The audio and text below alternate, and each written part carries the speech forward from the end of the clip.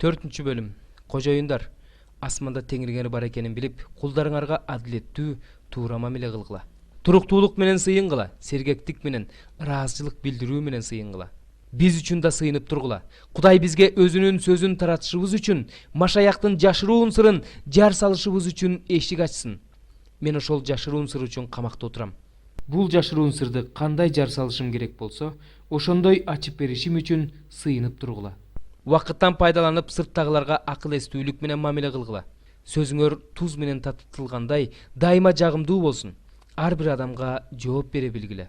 Сүйүктүү бир тууганыбыз, ишенимдүү кызматчы жана теңир жолунда эмгектешим Тихик мен тууралуу силерге баарын айтып берет. Силердин абалыңарды билишүү үчүн, силерди сооротушуу үчүн мен аны силерге араңардан келген ишенимдүү жана сүйүктүү бир тууганыбыз Онесим менен бирге жөнөттүм. Алар бул жерде болуп жаткан иштердин баарын силерге айтып беришет. Мени менен бирге камакта отурган Аристарх жана Барнабанын жээни Марк жөнүндө силер эгерде ал силерге келсе кабыл алгыла деген буйрук алгансыңар. Ошондой эле Жус дегенде ысымы бар Ыйса силерге салам айтып жатышат. Алар сүннөткө отургузулгандардан. Кудайдын падышачылыгы үчүн кызмат кылган алар менин соорончум болуп калышты. Иса Машаяктын кулу, силердин араңардан келген Эпафрас силерге салам айтып жатат. Силер жеткилең болушуңар үчүн, Кудайдын эркин таанып билишиңер үчүн ал дайыма сыйынат.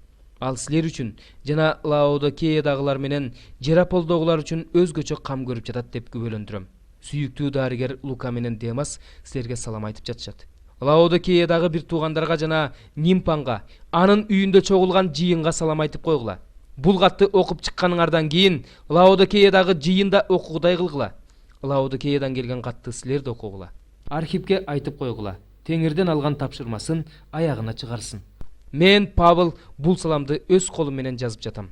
Менин туткунда жүргөнүмдү унутпагыла. Кудай баарыңарга ырайымын төгө берсин. Амин.